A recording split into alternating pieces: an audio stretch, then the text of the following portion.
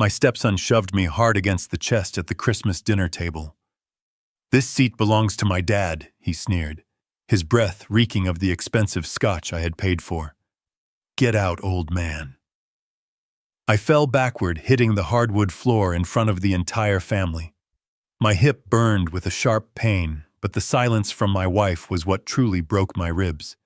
They thought I was just a defeated 70-year-old man who would crawl away and hide. But what Connor didn't know was that as I lay on that floor, I wasn't just hurt. I was calculating. By the time he woke up the next morning, he would have 23 missed calls, a frozen bank account, and he would realize that the man he pushed wasn't just a stepfather. I was the owner of the very name he used to build his fake empire. Before I tell you how I dismantled his life in less than 12 hours, please hit the like button and subscribe to the channel. It really helps this old man share his story. And tell me in the comments, where are you watching from tonight?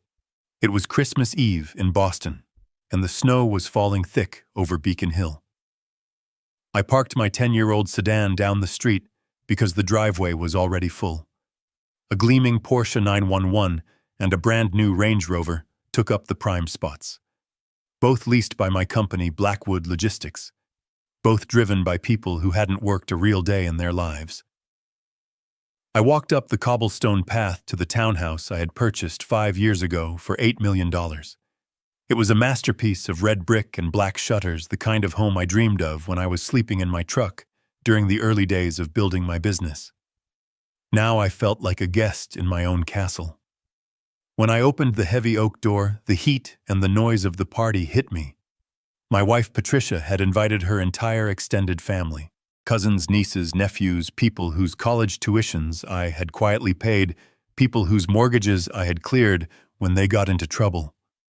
They were all there, drinking my wine, eating the catering I had ordered. Not a single person looked up to greet me. I hung my own coat in the closet, brushing the snow off my shoulders. "Harrison, you are late," Patricia said, breezing past me with a tray of crystal flutes. She didn't kiss me. She didn't ask how my doctor's appointment went. She just pointed toward the back. "We are starting dinner. Try not to bring up business tonight, okay? Connor is very stressed." I swallowed the lump in my throat and nodded. I walked into the dining room. It was magnificent. The chandelier sparkled above a table set for 20. At the far end, at the head of the table, stood the high-backed leather chair. My chair. The chair I had sat in for 35 years, long before I met Patricia, long before I adopted her 8-year-old son, Connor, and gave him my name because his biological father had abandoned them. I walked toward the head of the table, my joints stiff from the cold. Suddenly, a hand slammed down on the back of the leather chair. It was Connor. He was 38 now, wearing a tailored Italian suit that cost more than my first car. His face was flushed, his eyes glassy. "Where do you think you are going, Harrison?" he slurred, dropping the title of Dad he used when he needed a check. "I am going to sit down for dinner, Connor," I said calmly, reaching for the chair. He stepped in front of me, blocking my path. His chest puffed out. "No, not tonight. Tonight we are honoring real men. This seat is reserved for my father, for Richard." The room went deadly silent. The clinking of silverware stopped. Richard. The man who Patricia claimed had died in a tragic accident. The man Connor worshipped as a martyr. The man who in reality I knew was nothing more than a criminal who had sold his own family for a fix. But I had promised Patricia I would never destroy the boy's image of his father. "Connor," I said, my voice low, "I raised you. I gave you this house. Please move aside." He laughed, a cruel barking sound. "You gave me nothing. You just paid for things because you were lonely. Richard was a king. You are just the bank, and the bank is closed today." Then he did it.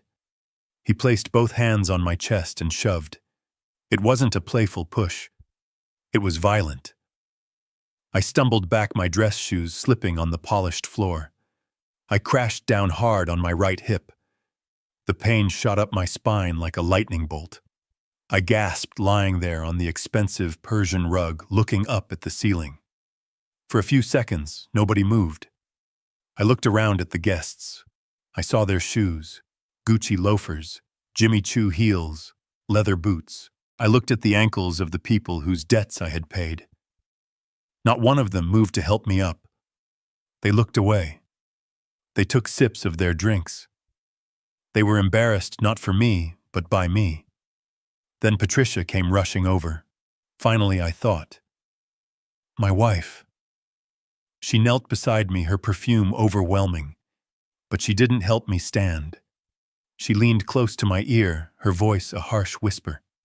Harrison, stop it. You are making a scene. You know how emotional Connor gets about his dad on Christmas. Just go sit in the living room. Let him have the chair. I looked at her, really looked at her. For 30 years, I had ignored the red flags because I loved her. I had ignored the disrespect because I wanted a family. But as I lay on the floor of my $8 million home looking at the woman who was telling me to hide in my own living room, like a naughty dog, something inside me finally snapped. It wasn't a loud snap. It was the quiet click of a vault door closing. I didn't say a word. I gritted my teeth against the pain in my hip and pushed myself up. I dusted off my trousers. I looked at Connor, who was now sitting in my chair raising a glass to a room full of cowards. I looked at Patricia, who was smiling nervously at her guests, pretending everything was fine. I turned around and walked to the front door. Harrison, where are you going? Patricia called out half-heartedly. You haven't eaten. I didn't answer. I put on my coat. I walked out into the snow, and as the heavy door clicked shut behind me, I felt the cold air fill my lungs. It was the freshest air I had breathed in years. I got into my old sedan and started the engine. I didn't go to the hospital even though my hip was throbbing. I drove straight to the Four Seasons Hotel downtown. I checked into a suite using my personal black card. The receptionist looked at my disheveled clothes, but the credit limit on the card commanded respect. I sat on the edge of the hotel bed and opened my laptop. The pain in my body was being replaced by a cold, sharp clarity. They thought I was a senile old man who would come back tomorrow with an apology and a check. They thought the Blackwood fortune was a bottomless well that belonged to them by right. I logged into the secure server of the Blackwood Family Trust. What Connor and Patricia had conveniently forgotten, or perhaps never bothered to read in the fine print, was that the trust was revocable. I was the sole grantor. They were merely beneficiaries, and their access was entirely at my discretion. I saw the recent charges on Connor's corporate card. $50,000 at a nightclub last week. $12,000 for a watch, all categorized as business expenses. I didn't get angry. I just got to work. My fingers flew across the keyboard. Action 1. Status change. Connor Blackwood. Card status suspended. Reason internal audit. Action 2. Patricia Blackwood. Emergency fund access revoked. Joint checking account frozen. Action 3. I picked up my phone and dialed a number I hadn't called in years. It was Mike, my old head of security, a man who had taken a bullet for me once in the 90s. He answered on the second ring. "Merry Christmas, boss," Mike said. "It's not Merry, Mike," I said. "I need you to do something for me tonight. I need you to take a tow truck to Beacon Hill. I want the Porsche and the Range Rover removed from the driveway." On Christmas Eve, Boss Mike asked, surprised. "Right now," I said. "Impound them at the company lot. If they ask, tell them the vehicles are being recalled for violating the company image policy." I hung up the phone. I poured myself a glass of water from the minibar. I watched the snow fall outside the hotel window, covering the city in white. I imagined Connor sitting in my chair, laughing, drinking my scotch, feeling like a king. He had no idea that the crown he was wearing was made of paper, and I had just lit a match. I turned off the light and laid my head on the pillow. My hips still hurt, but my mind was peaceful. I closed my eyes, waiting for the sun to rise. I knew exactly what would happen when they woke up. The hangover would be bad, but the reality check would be fatal. The first notification popped up on my phone screen at 7 in the morning. Then another. Then another. By the time I finished my coffee, I had 23 missed calls. The game had officially begun. The windshield wipers of my 10-year-old sedan struggled against the heavy snow as I navigated the winding streets of Beacon Hill. The heater rattled, blowing lukewarm air that did little to combat the chill seeping into my bones. Every time I pressed the brake pedal, a sharp, searing pain shot from my right hip all the way up to my shoulder. I grit my teeth, refusing to let out a sound, even though I was alone in the car. That pain was a necessary reminder. It was the physical evidence of exactly where I stood in the hierarchy of the family I had built with my own hands. As I drove toward downtown Boston, the city lights blurred through the wet glass, and my mind began to drift back, rewinding 30 years of memories that I had clearly romanticized. I thought about the day I officially adopted Connor. He was 8 years old, a skinny, terrified boy with bruised knees and eyes that were constantly scanning the room for danger. His biological father, Richard, had abandoned them months prior, leaving Patricia with a mountain of debt and a broken spirit. I remembered sitting on the floor with Connor in their small, drafty apartment, showing him how to build a model airplane. I remembered the way he looked at me then. It wasn't with contempt. It was with a desperate, hungry adoration. I remembered the day the judge banged the gavel finalizing the adoption. Connor had grabbed my hand so tight his knuckles turned white. He looked up at me and said, "Thank you for being my dad, Harrison. I promise I will make you proud." That voice echoed in my head, now mocking me. I had given him my name. I had given him the Blackwood legacy, a name that opened doors in this city that Richard Miller could never have even knocked on. I tried to pinpoint exactly when the shift happened. It wasn't overnight. It was gradual, like a slow-acting poison. It started when I bought him his first car at 16. It wasn't the Porsche he drives now, but a sensible, safe SUV. He had looked at it with disappointment and muttered that his real dad would have bought him something faster. I let it slide. I told myself he was just a teenager grieving a man he never truly knew. Then came college. I paid the tuition in full. Then the MBA. Then the entry-level position at Blackwood Logistics. I remembered the day I handed him the keys to the vice president's office. I thought I was empowering him. I thought I was building a successor, but I wasn't. I was feeding a monster. I was teaching him that he didn't need to earn respect, he just needed to wait for me to give it to him. I realized now, driving through the slush, that my generosity had been his weapon.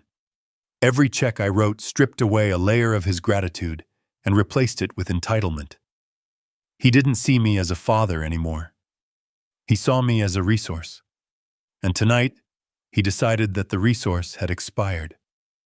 I pulled up to the entrance of the Four Seasons. The valet, a young man bundled in a thick coat, hesitated when he saw my car. It was a stark contrast to the line of limousines and luxury SUVs idling near the entrance. I stepped out, flinching as my weight landed on my injured hip. The pain was throbbing now, a dull, constant ache. I walked into the lobby. The marble floors reflected the warm, golden light of the chandeliers. The air smelled of expensive perfume and fresh pine. I caught my reflection in a large gilded mirror near the elevators. I looked like a wreck. My coat was wet and hanging off one shoulder. There was a smudge of dirt on my trousers from where I had hit the floor at the house. My face was pale lines of exhaustion etched deep around my mouth. The young woman at the reception desk looked up with a polite, professional smile that faltered for a fraction of a second when she took in my appearance. She scanned my clothes, likely wondering if I had wandered in from the cold to ask for spare change. "Can I help you, sir?" she asked, her tone guarded. "I need a suite," I said, my voice raspy. "For the week." She hesitated, her fingers hovering over the keyboard. Sir, we are quite booked for the holidays, and our rates are premium at this time of year. I didn't have the energy to argue or to feel embarrassed. I simply reached into my wallet and pulled out my black card. It was the heavy metal kind that made a distinct sound when it hit the marble counter. I slid it toward her. The suite, I repeated. Her eyes widened slightly as she recognized the card. The hesitation vanished instantly. Of course, Mr. Blackwood. My apologies. We have the executive suite available immediately. I will have someone assist you with your luggage.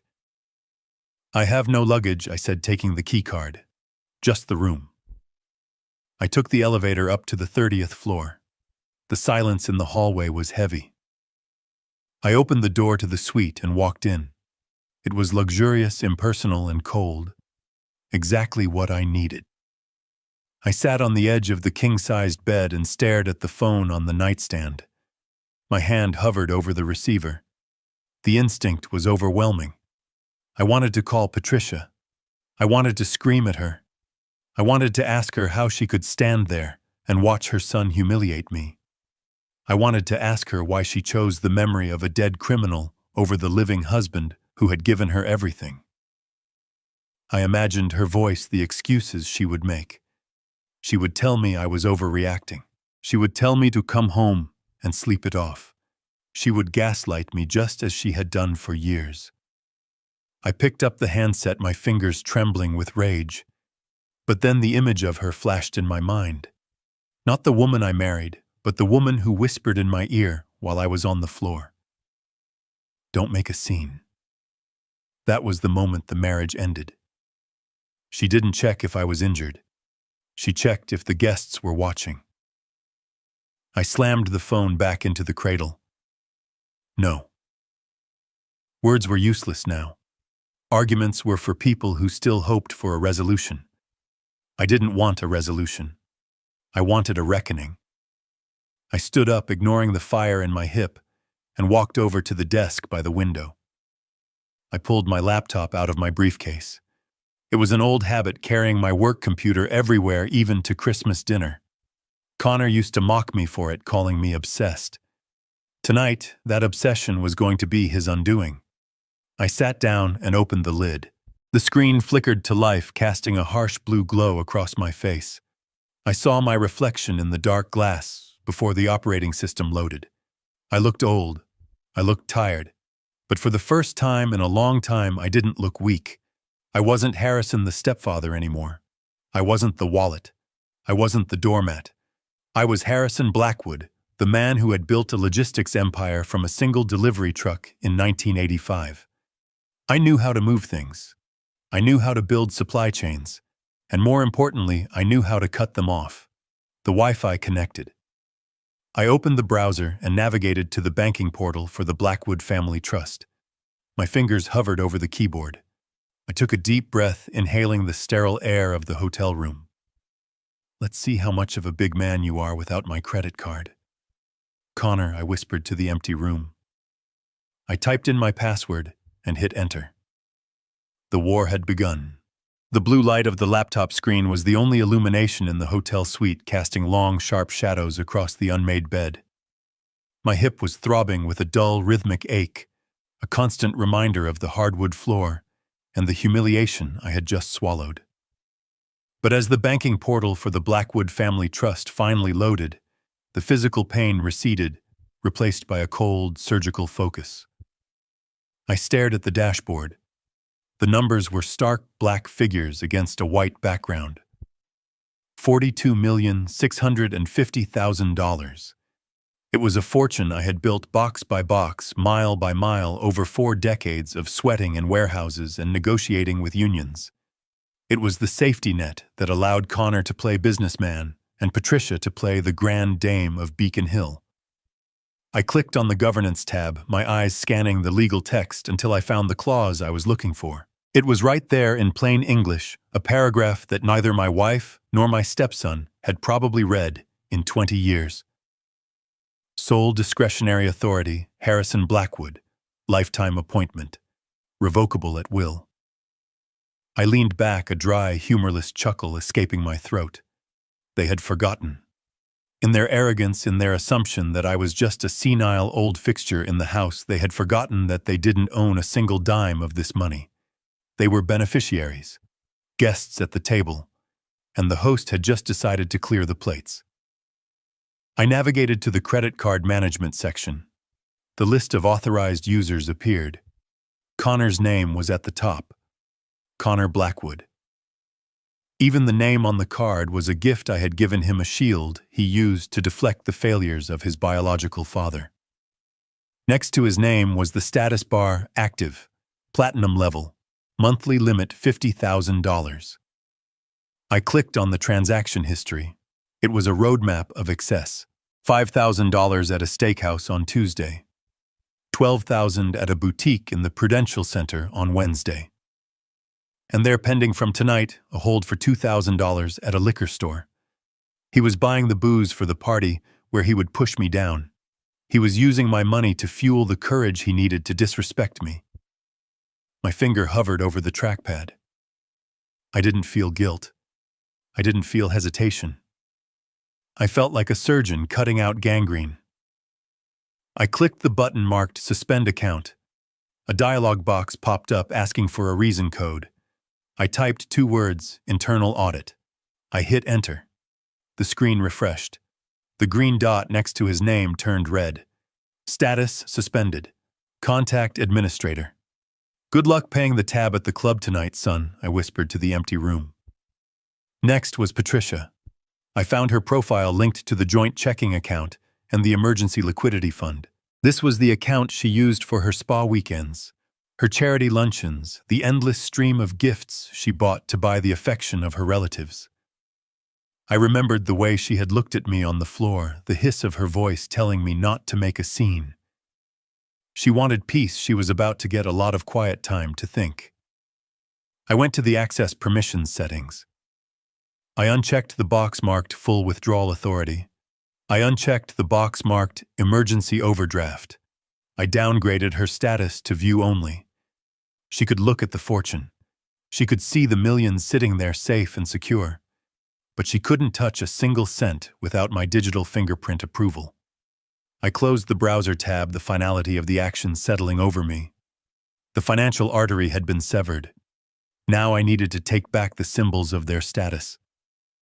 I reached for my phone and dialed Mike. It was late, almost midnight on Christmas Eve, but Mike was the kind of man who slept with his phone on his chest. He answered on the second ring, his voice gruff but alert. "I'm here, boss. What do you need?" "I need you to go to the Beacon Hill house, Mike," I said, keeping my voice steady. "Right now." There was a pause on the other end. "Is everything okay, Harrison? Do you need an extraction?" "No. I'm safe. I'm at the Four Seasons. But I need you to extract some property. You have the master keys for the company fleet at the office, don't you?" "I do. I want you to take a tow crew. Go to my driveway. I want the Porsche 911 and the Range Rover removed. Tonight."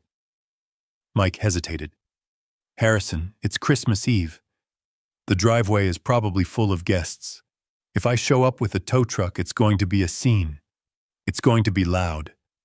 "Good," I said, the word tasting like iron. "Let it be loud. Let the neighbors see. Let her cousins and her nieces see. Those cars are registered to Blackwood Logistics. They are company assets. The drivers are no longer authorized to operate them." I could hear Mike shifting on the other end. He didn't ask why. He knew me. He knew I didn't make rash decisions. He knew that if I was ordering a repossession on Christmas Eve, a line had been crossed that could never be uncrossed. "Copy that, boss," Mike said, his tone shifting from friend to head of security. "We will be there in 30 minutes. What do I tell them if they come out?" "Tell them the vehicles are being recalled for unauthorized use," I said. "Tell them to call the CEO if they have a complaint." I hung up the phone and set it on the nightstand. I stood up and walked to the window, looking out at the city covered in white. Somewhere out there in the warmth of my townhouse, Connor was probably laughing, holding court in my chair, telling stories about a father who never gave a damn about him. He was probably pouring another glass of my wine, feeling invincible. He didn't know that the Porsche in the driveway was about to vanish. He didn't know that the credit card in his wallet was now just a piece of useless plastic. He didn't know that the safety net he had bounced on for 30 years had just been set on fire. I wasn't the bank anymore. I wasn't the doormat. I was the repo man, and I was coming for everything I was owed. I went into the bathroom and splashed cold water on my face. I looked at the old man in the mirror. He looked tired, yes, but the eyes were sharp. They were the eyes of the man who had stared down union strikes and hostile takeovers in the 80s. I went back to the bed and lay down careful of my hip. I didn't expect to sleep, but a strange sense of calm washed over me. I had pulled the trigger. The bullet was in the air. All I had to do now was wait for the impact. The silence of the hotel room was heavy, but it was a clean silence. It wasn't filled with the fake laughter of ungrateful relatives or the condescending whispers of my wife. It was the silence of a battlefield before the dawn. I closed my eyes and visualized the morning. I visualized Connor waking up hungover and entitled, reaching for his phone to order breakfast or a ride and seeing the notification. Declined. I visualized Patricia trying to transfer money to cover the catering bill she had undoubtedly racked up. Access denied. I visualized them walking out the front door, expecting to see their status symbols shining in the winter sun, only to find empty patches of asphalt where the Porsche and the Range Rover used to be. They would panic. They would scream. They would call me, and I would let it ring. 1 time.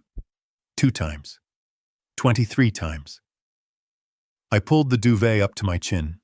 For the first time in years, I wasn't just existing in their world.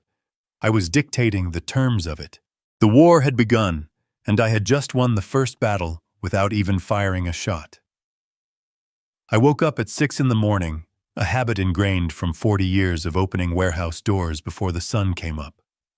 But for the first time in decades, I didn't wake up with a heavy chest.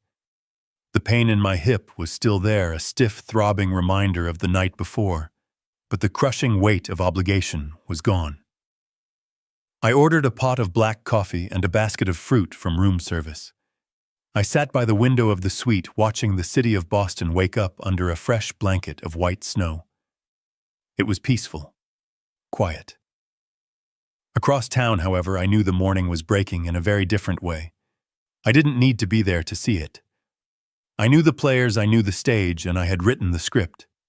Connor woke up in the VIP suite of the Obsidian, a private club in the Seaport district, where he liked to pretend he was a titan of industry. He would have woken up with a pounding headache, the taste of stale champagne in his mouth, and the false confidence of a man who believes his credit limit is infinite. I imagined him stretching, reaching for his phone, probably expecting a text from me, apologizing for ruining his Christmas Eve. Instead, he found a bill. A server, likely tired and wanting to go home to her own family on Christmas morning, would have presented him with the tablet. $5,000 for the night. Vintage Dom Perignon bottle service tips for the staff he liked to impress. Connor wouldn't have even looked at the total. He would have casually tossed his platinum Blackwood corporate card onto the tray, barely acknowledging the woman's presence. "Run it," he would have mumbled, closing his eyes against the light. I took a sip of my coffee, savoring the bitterness. I could picture the exact moment the server came back. The polite smile would be gone, replaced by a tight, professional mask. "Mr. Blackwood." She would say, her voice loud enough for the people at the next table to hear. The card was declined. Connor would laugh. That arrogant, dismissive bark I had heard so many times. "Don't be ridiculous. It's a Blackwood card. Run it again. The chip is probably dirty. I tried it 3 times, sir. The system says the account has been suspended by the administrator. Do you have another form of payment?" That was the moment the hangover would truly hit him. The realization that the plastic rectangle in his hand was now just a piece of trash. He would fumble for his wallet, his hands shaking slightly.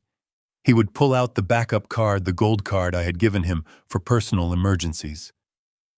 "Try this one." He would snap the panic starting to bleed into his voice. The server would swipe it. The little machine would buzz. Authorization denied. Account frozen. I watched a snowplow clear the street below my window. I checked my phone. 7:33 a.m. The first call came in. Connor. I let it ring. I watched the screen light up with his face, a photo taken on a yacht, rented for his birthday last year. I silenced the ringer and placed the phone face down on the marble table. Back at the club, the situation would be deteriorating. The manager, a man who tolerated Connor only because of my money, would step in. The bouncers, large men with crossed arms and earpieces, would move a little closer, blocking the exit. The respect Connor thought he commanded would evaporate instantly. He wasn't a VIP anymore. He was just a deadbeat trying to skip out on a tab. I imagined him sweating in his designer suit, frantically dialing his mother. Mom, pick up, pick up. He needed a rescue. He needed Patricia to transfer funds to fix it, to make the bad feelings go away like she always did. But Patricia was having a morning of her own. At the Beacon Hill townhouse, my wife would be preparing for her Boxing Day tradition. A spa day at the Mandarin Oriental, followed by a brunch with her sisters. She would be dressed in her silk robe, reaching for her purse to call an Uber Black. She would open the banking app on her phone to move some money around, perhaps to cover the cost of the extra catering staff she had hired without asking me. Access denied. Contact account holder. She would frown, tapping the screen with a manicured fingernail. Surely it was a glitch. She would try the joint checking account. Zero balance available. She would try the emergency line of credit. Revoked. The panic would start in her chest, a cold, tight knot. She would call the bank, demanding to speak to a manager using her "I am Mrs. Harrison Blackwood" voice. And the poor customer service representative on the other end would read the notes on the screen. "I am sorry, Mrs. Blackwood. The primary account holder has restricted all access. You have been removed as an authorized signatory effective midnight last night." Primary account holder. Me. The man she told to go sit in the living room like a child. Then the doorbell would ring. I took another sip of coffee. Mike was punctual. He wouldn't be late. Patricia would open the door expecting a late gift delivery, or perhaps a neighbor coming to compliment the party. Instead, she would find Mike standing there on the front step, flanked by two men in jumpsuits. Behind them, a large flatbed tow truck would be idling in the street, its yellow hazard lights flashing against the gray morning sky. "Merry Christmas," Mrs. Blackwood. Mike would say, his face impassive. "Mike, what is going on?" she would ask, clutching her robe tight against the cold. "Why is there a tow truck?" "I am here for the company vehicles, ma'am. The Porsche and the Range Rover. We have orders to return them to the fleet depot for immediate audit." "You can't take them," she would shriek, the veneer of sophistication cracking. "Those are our cars. Connor needs the Porsche. They are leased by Blackwood Logistics, ma'am," Mike would correct her calmly. "And since Mr. Blackwood has flagged them for unauthorized usage, I have to take them. I have the spare keys, so we won't need to disturb you further." She would stand there helpless, watching as the neighbors' curtains twitched. The neighbors she tried so hard to impress. The people she wanted to believe were her peers. They would see the tow truck. They would see the repo men hooking chains to the bumper of Connor's precious sports car. They would see the illusion of the Blackwood lifestyle being dragged away on a flatbed. My phone vibrated against the table again, and again, and again. A relentless buzzing that sounded like music to me. I picked it up and looked at the notifications. 8:15 a.m. Missed call from Connor. 8:16 a.m. Missed call from Patricia. 8:20 a.m. Missed call from Connor. 8:22 a.m.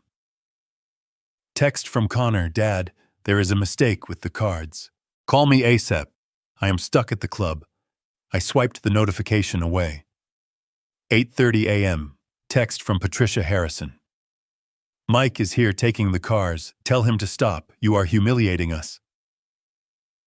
I didn't reply. Humiliating them, they had humiliated me in front of our entire family 12 hours ago.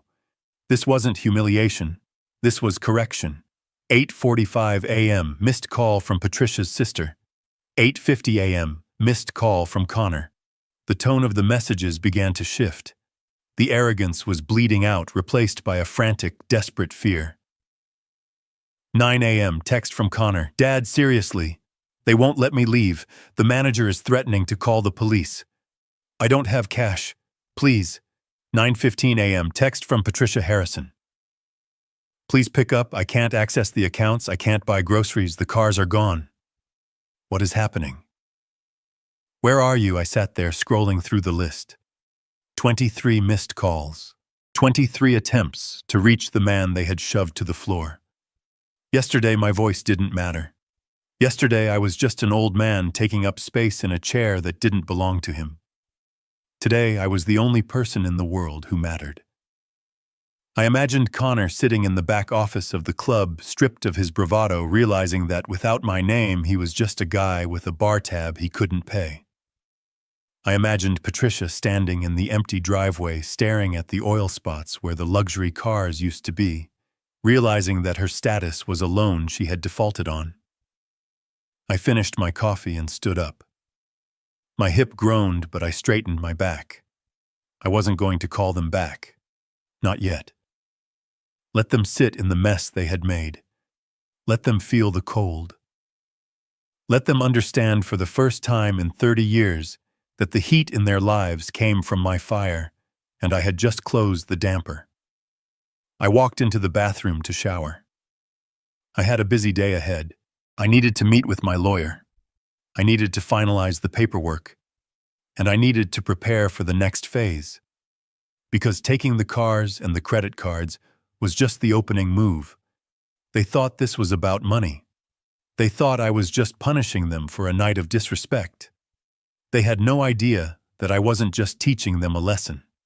I was erasing their unauthorized access to my life. As I stepped into the hot water, letting it wash away the stiffness of the night, I heard the phone start buzzing again on the nightstand. A long, desperate vibration. I didn't even look. I grabbed the bar of soap and began to scrub. The war was on, and for the first time in a long time, I felt clean. It was just after 10 in the morning when the heavy knock came at the door of my suite. I didn't need to look through the peephole to know who it was. The front desk had called up 5 minutes ago to tell me that Mrs. Blackwood was in the lobby demanding to see me, and that she was causing quite a disturbance. I had told them to send her up. I wasn't hiding. I was waiting. I opened the door, and there she stood. Patricia, my wife of 30 years. She was wearing her mink coat, the one I bought her for our 25th anniversary, but her face was a mask of ruined mascara and frantic indignation. She didn't hug me. She didn't ask if I was hurt. She pushed past me into the room, bringing a gust of cold hallway air and the scent of desperation with her. Harrison. Have you lost your mind? She shrieked, throwing her purse onto the sofa. I had to take a taxi here. A taxi! Do you have any idea how humiliating that is? The neighbors saw the tow truck. They saw everything. My sister called me asking if we were bankrupt. You have to fix this immediately. Call the bank. Call Mike. Give Connor his car back. I closed the door gently and locked it. I leaned against the wood, watching her pace around the room like a trapped animal. She wasn't worried about me. She wasn't worried about our marriage. She was worried about the optics. She was worried about the disruption to her comfort. I am not fixing anything, Patricia. I said, my voice calm and level. I am simply managing my assets. Managing? You are destroying us, she cried, tears streaming down her face. And for what? Because Connor had a little too much to drink, because he was emotional on Christmas Eve. You are being cruel, Harrison. You are being a tyrant. He is just a boy who misses his father. He is 38 years old, Patricia, I said, walking slowly toward the desk by the window. And he didn't just have too much to drink. He assaulted me. In my own home. And you stood there and told me to be quiet. He didn't mean it, she sobbed, wringing her hands. He is under so much stress. The company is putting so much pressure on him. He is working himself to the bone for you, trying to keep Blackwood Logistics running, and this is how you repay him, by cutting him off, by humiliating him at his club. How is he supposed to do business if his card is declined? You are sabotaging the company.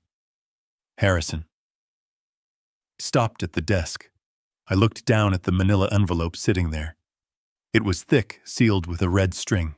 I had received it 3 days ago from the private investigator I had hired a month prior. I hadn't opened it until last night after the incident.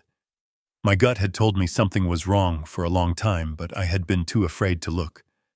Last night, I looked. I picked up the envelope and turned to face her. So Connor is stressed about the company, I asked. He is working hard for Blackwood Logistics. Is that the story? Of course that is the story, she snapped, wiping her eyes. He is in the office every day. He is meeting clients. He is trying to build your legacy. I threw the envelope onto the coffee table. It landed with a heavy thud, sliding across the glass surface until it stopped right in front of her. Open it, I said. Patricia looked at the envelope, then at me. Her expression faltered. Fear flickered in her eyes, replacing the indignation. What is this? It is a report, I said. From a forensic accountant and a private investigator. I hired them last month because I noticed some irregularities in the quarterly reports. Small things. Discrepancies that a stressed executive might make. But what they found wasn't stress, Patricia. It was theft. She stared at the envelope as if it were a bomb. She didn't move to touch it. I will tell you what is in there since you seem hesitant. I continued, my voice hardening. Connor isn't stressed about Blackwood Logistics. He hasn't signed a new client for my company in 6 months. Do you know what he has been doing? He has been diverting our existing clients, our premium contracts. He is moving them to a new entity he registered in Delaware 6 months ago. Patricia shook her head, backing away slightly. No, that is not true. Connor wouldn't do that. He is doing it, I said. He is offering them rates that undercut us by 10% using my infrastructure, my trucks, and my fuel to service them. He is bleeding Blackwood dry to feed his own startup. And do you know what he named this new company? I waited. The silence in the room was suffocating. Patricia looked pale, her hands trembling. He called it Richard's Legacy Holdings. I said the words, tasting like ash in my mouth. Patricia gasped, her hand flying to her mouth. Richard's legacy, I repeated. He is stealing the empire I built. The empire I gave him the keys to, and he is rebranding it in the name of the man who left him to rot. He is using my money to build a shrine to a dead junkie. That is what your son is doing with his stress, Patricia. It is a mistake, she whispered, tears falling faster now. He probably just wanted to branch out. He wanted to make something of his own. He didn't mean to hurt the business. Stop lying, I roared. The sudden volume made her jump. My patience snapped. Stop lying to me and stop lying to yourself. It is not a mistake. It is corporate espionage. It is embezzlement. And it is betrayal of the highest order. But that is not even the worst part, is it? I walked around the coffee table and closed the distance between us. She shrank back, hitting the edge of the sofa. The worst part, Patricia, is that he couldn't have done it alone. To move that kind of capital to authorize the initial transfers to set up the shell company, he needed a second signature. He needed access to the family reserve accounts. The accounts that only you and I have access to. I reached into the envelope and pulled out a single sheet of paper. It was a photocopy of a withdrawal slip from 3 months ago. $300,000. Transferred to an account labeled RLH Startup Capital. I held the paper up to her face. My hand was shaking not from age but from the sheer force of my anger. That is your signature, Patricia, I said, my voice dropping to a whisper that was more terrifying than my shout. Right next to his. You signed it. You authorized the withdrawal. You gave him the money to start the company that is stealing from your husband. Patricia stared at the paper. She couldn't deny it. The signature was unmistakable with the little loop on the P that she always made. Her face crumbled. She collapsed onto the sofa, burying her face in her hands. I didn't know what it was for, she wailed. He told me he needed it for an investment. He said he wanted to surprise you. He said he was building something for the family. He is my son, Harrison. He asked me for help. What was I supposed to do? You were supposed to be my wife, I said. You were supposed to protect our future. Instead, you handed him the knife to stab me in the back. I didn't know, she pleaded, looking up at me with mascara running down her cheeks. I swear, Harrison. I didn't know he was stealing clients. I just thought he wanted to be independent. I wanted him to feel like a man. He always felt so small in your shadow. I just wanted to help him shine. In my shadow, I laughed a bitter, broken sound. I put him on a pedestal. I gave him a life most men only dream of. And you helped him steal it because you couldn't say no to him. You have never been able to say no to him. That is why he pushed me yesterday. Because he knew that no matter what he did, his mother would be there to sign the check and clean up the mess. Harrison, please, she begged, reaching for my hand. I am sorry. I will talk to him. We can fix this. Just don't cut us off. Don't leave us. We are a family. I pulled my hand away as if she burned me. We aren't a family, Patricia. We are a host and two parasites, and the host is tired.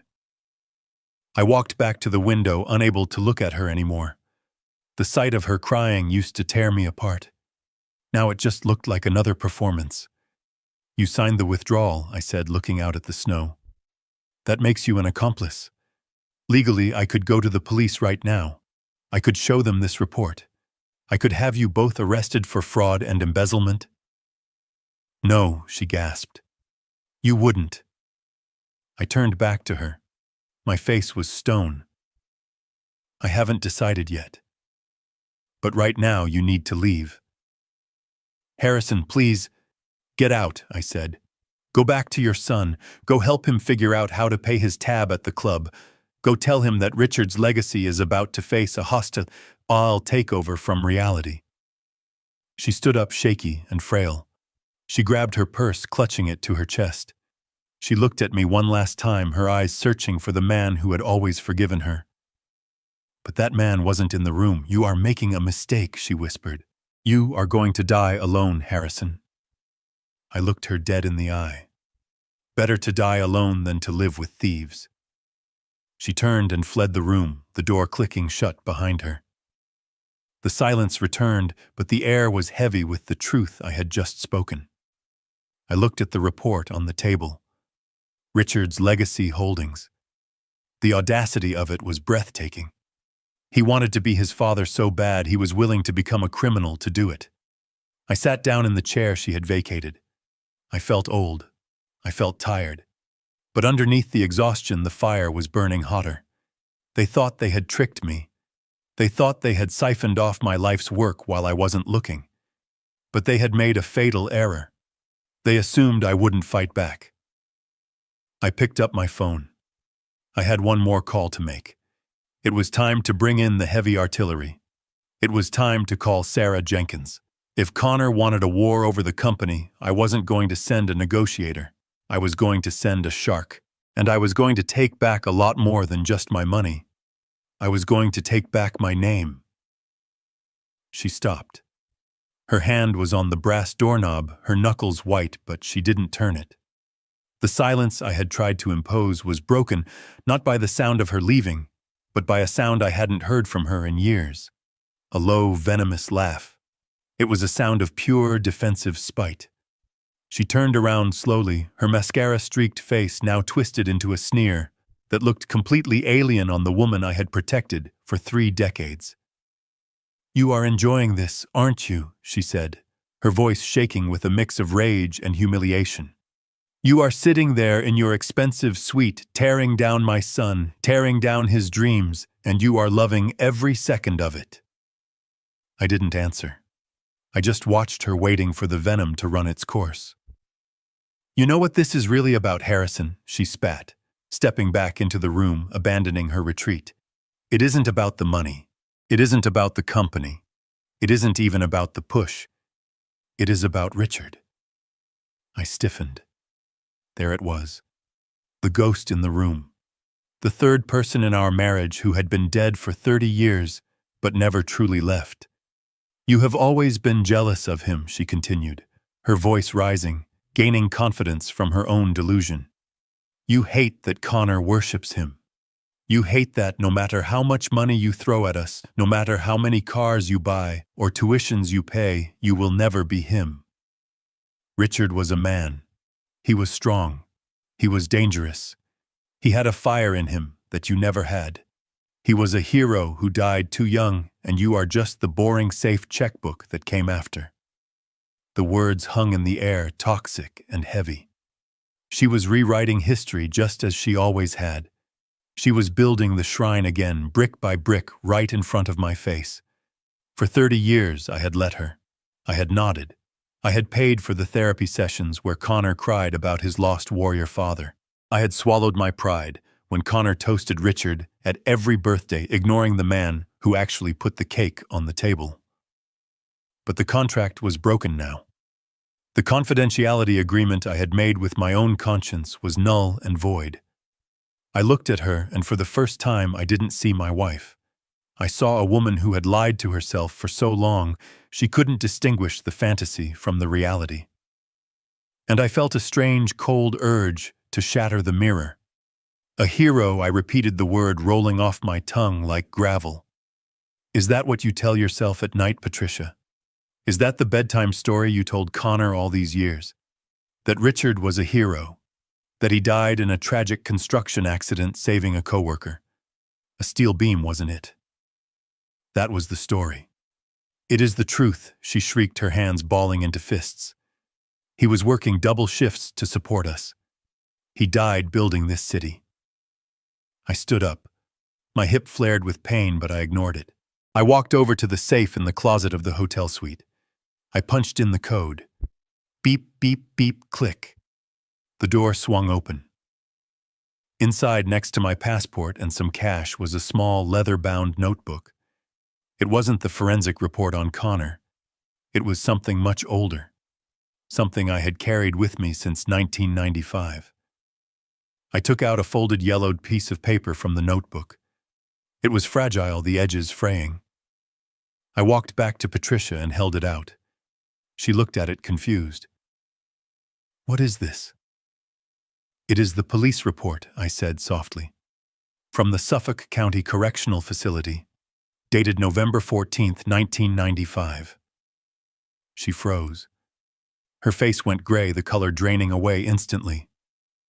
"Read it," I said. She shook her head, backing away. "No. I don't want to see it." "Read it, Patricia," I commanded, my voice booming in the small room.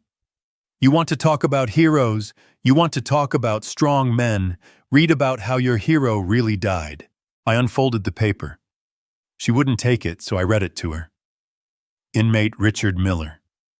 Cause of death, exsanguination due to multiple stab wounds. Location cell, Block D. Incident report, inmate. Miller was attacked by 2 other inmates during a dispute over contraband narcotics distribution within the facility. I lowered the paper. The silence in the room was absolute. Patricia was trembling. Her hands covering her mouth, her eyes wide with a horror she had spent half a lifetime trying to repress. "He didn't die on a construction site, Patricia," I said, my voice relentless. "He died in prison. He was serving 5 to 10 for distribution of heroin. He wasn't building the city. He was poisoning it. And he didn't die saving a coworker. He died because he tried to cheat his supplier on the inside. He got shanked in the shower for $300 worth of dope." "Stop it," she whispered, tears leaking through her fingers. Please, stop. No, I said. We are done with the lies. You called me boring. You called me safe. You said I was just the checkbook. Let me tell you about the first check I ever wrote for you. I walked back to the desk and picked up a photocopy I had kept in the same file. It was a copy of a cashier's check. $50,000, I said. Do you remember this amount, Patricia? She looked at the floor, sobbing quietly. 1995. I continued. You told Connor that the insurance money from the accident paid for your debts. You told him the union took care of you because his dad was such a beloved member. But there was no insurance, was there? Because criminals don't get life insurance. And there was no union. There were loan sharks, I said, the memory making my blood run cold even after all these years. 2 men who came to your door 3 days after Richard was buried. They said Richard owed them 50 grand. They said if they didn't get it, they were going to take it out on the boy. On Connor. Patricia let out a low moan, her knees giving way. She sank onto the ottoman at the foot of the bed. I was just dating you then, I said. I had known you for 6 months. I was building my company. Every dollar I had was tied up in trucks and inventory. But when you called me that night, terrified, telling me that men were threatening to hurt your 8-year-old son, I didn't call the police. I didn't run away. I sold 1/3 of my fleet, I said. I liquidated my savings. I scraped together $50,000 in cash. I met those men in a parking lot in Southie at 2 a.m. I didn't have a weapon. I didn't have backup. I just had the money and the will to keep you safe. I threw the photocopy of the check onto her lap. That is the receipt, Patricia. That is the $50,000 I paid to buy your safety, to buy Connor's life. That is the price I paid to clean up Richard's mess. I leaned down, bringing my face level with hers. I bought the peace in this family with my own sweat and my own money. I bought the silence. I promised you I would never tell Connor the truth because you wanted him to have a father figure to look up to. You wanted him to have a hero. So I let him worship a ghost. I let him treat me like a spare part while I carried the weight of the truth on my back every single day. I straightened up, feeling the burden lift a weight I hadn't realized was so heavy until I finally threw it down. And yesterday that boy, the boy whose life I saved, looked me in the eye and told me the seat at the head of the table belonged to Richard. And you let him. You let him honor the man who almost got him killed, and you let him humiliate the man who saved him. Patricia looked up at me. Her face was a ruin. The arrogance was gone. The defensive spite was gone. There was only the hollow, terrified look of a woman who had been stripped naked in the middle of winter. I did it for him, she whispered, her voice cracking. I just wanted him to be happy. I didn't want him to know his father was a monster. So you made me the villain, I said. You sacrificed my dignity to protect a lie. And now the lie is over. I walked to the door and opened it wide. Go home, Patricia. Tell your son about his hero. Tell him about the prison. Tell him about the loan sharks. Tell him who really paid for the suit he is wearing and the air he is breathing. She stood up, her legs shaking. She clutched the papers I had thrown at her, the evidence of her life's deception. She didn't look at me as she walked to the door. She looked like a ghost herself fading into the hallway light. Harrison, she said, pausing at the threshold. If you tell him, it will destroy him. It is time he was destroyed, I said coldly. You can't build a man on a foundation of rot. He needs to fall apart so he can finally see what the ground actually looks like. I closed the door on her. I locked it. I leaned my forehead against the cool wood and closed my eyes. The room was quiet again, but the air felt charged electric. I had detonated the nuclear option. I had exposed the secret that had held our family together and kept us apart at the same time. Connor was about to find out that his God was a devil, And when that happened, the rage he felt toward me would be nothing compared to the rage he would feel toward the lie itself. I walked back to the window. The snow had stopped. The city was crisp and clear. I felt a strange sense of anticipation. The first phase of the war was over. I had cut off their resources. I had exposed their history. Now it was time for the final blow. It was time to take back the one thing that Richard had never given him, and the one thing I had given too freely. It was time to take back my name. I picked up my phone and dialed Sarah Jenkins. It was a holiday, but sharks don't take holidays. She answered on the first ring. "Harrison?" She said, her voice sharp and alert. "I have the papers drafted. When do you want to file?" "Tomorrow morning," I said. "First thing. We are going to court." "Good," she said. "I love a good eviction." "It is not just an eviction, Sarah," I said, looking at my reflection in the glass. "It is a revocation. I want the adoption annulled. I want him stripped of the Blackwood name." There was a pause on the line, a moment of surprised silence from a woman who was rarely surprised. "That is extreme, Harrison. That is nuclear." "I know," I said. "But he kicked me out of my chair. Now I am kicking him out of my lineage." I hung up the phone. The game was entering the end game, and I was playing for keeps.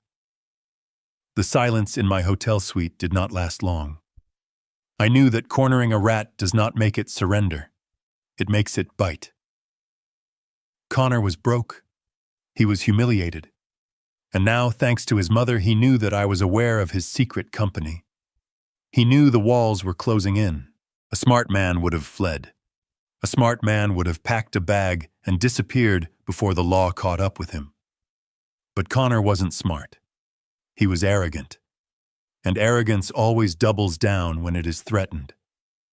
I sat by the window watching the city traffic below, waiting for the notification I knew was coming. It arrived at 2 p.m. on my secure company tablet. A priority alert from the corporate secretary. Notice of emergency board meeting. Agenda Article 24. Leadership competency review and immediate succession protocol. I smiled. It was exactly the move I had anticipated. Article 24 was the nuclear option in the Blackwood logistics bylaws. It was a clause I had written myself 15 years ago, designed to protect the company in case I had a stroke or developed dementia. It allowed the board to vote for the immediate removal of the chairman if he was deemed mentally unfit or if his actions posed an imminent catastrophic threat to the organization. Connor was trying to declare me insane. He wasn't acting alone. I knew who was whispering in his ear. It wasn't Sarah Jenkins. It was a man named Marcus Sterling, a bottom-feeding corporate lawyer who specialized in hostile takeovers and family disputes. He was the kind of lawyer who wore suits that were too shiny and smiled with too many teeth. I had refused to hire him 5 years ago. Now it seemed Connor had scraped together whatever change he had left to hire him to kill the king. I didn't rush to the office. I took a shower. I shaved. I put on my best charcoal suit, the one I wore when I closed the deal to acquire the Port Distribution Center in 2010. I tied my tie with steady hands. I looked like a chairman. I looked like a man who owned the building, not a man who was about to be evicted from it. I ordered a car. Not a flashy limousine, but a black town car. I arrived at the Blackwood Logistics headquarters at 3:30. The meeting was scheduled for 4. I didn't go up to the boardroom. Instead, I went to the security control center in the basement. Mike was waiting for me. He looked grim. He had the monitors set up. "They are already upstairs," Boss Mike said. "Connor Sterling and 3 of the board members. The others are dialing in via video conference." I nodded. "Put it on the main screen, Mike. I want to hear everything." I sat in the dark room, the glow of the monitors illuminating my face. On the screen, I saw the boardroom. It was a long, glass-walled room with a view of the harbor. At the head of the table sat Connor. He was wearing a navy suit that fit him perfectly, one of the many I had paid for. He looked tired, his eyes darting around the room, but he was projecting a manic energy. He was trying to look presidential. He was trying to look like me. Beside him sat Marcus Sterling, tapping a gold pen on a legal pad. The board members looked uncomfortable. They were men and women I had known for decades. George, the CFO, Linda, the head of operations. They looked nervous. They knew that invoking Article 24 was dangerous. At 4 o'clock sharp, Connor stood up. He buttoned his jacket. He cleared his throat. "Thank you all for coming on such short notice," Connor began. His voice was steady, rehearsed. "I know this is highly irregular, especially during the holidays. But we are facing a crisis that cannot wait until the new year." He paused for effect, looking each board member in the eye. "It brings me no joy to convene this meeting," he continued. "In fact, it breaks my heart. You all know how much I love Harrison. He has been a father to me for 30 years. He built this company. He is a legend. I watched from the darkness, feeling a cold fire in my gut. The audacity. He was using my legacy to bury me." But Connor said, his voice dropping to a somber whisper, "We have to face reality. Harrison is not the man he used to be. Over the last few months, and especially in the last 48 hours, his behavior has become erratic, paranoid, vindictive." He began to pace, gesturing with his hands. "Yesterday, on Christmas Eve, Harrison suffered a severe mental episode. He became convinced that his family was conspiring against him. He abandoned us at dinner. He checked into a hotel, and then in a fit of rage, he began to dismantle the company's assets. He repossessed company vehicles without cause, creating a public spectacle in front of our neighbors and potential clients. He froze accounts that are critical for our daily operations. He is lashing out, attacking the people who love him most." George, the CFO, raised a hand. "Connor, these are personal matters. The cars, the family accounts. How does this affect the solvency of Blackwood Logistics?" "It affects everything," George Connor snapped, then quickly softened his tone. "Because it shows a lack of judgment. It shows cognitive decline. If he is doing this to his family, what will he do to our clients? What happens when he decides a supplier is conspiring against him? What happens when he cancels a contract because of a delusion? We cannot risk the stability of this firm on the whims of a man who is clearly losing his grip on reality." Sterling, the lawyer, chimed in.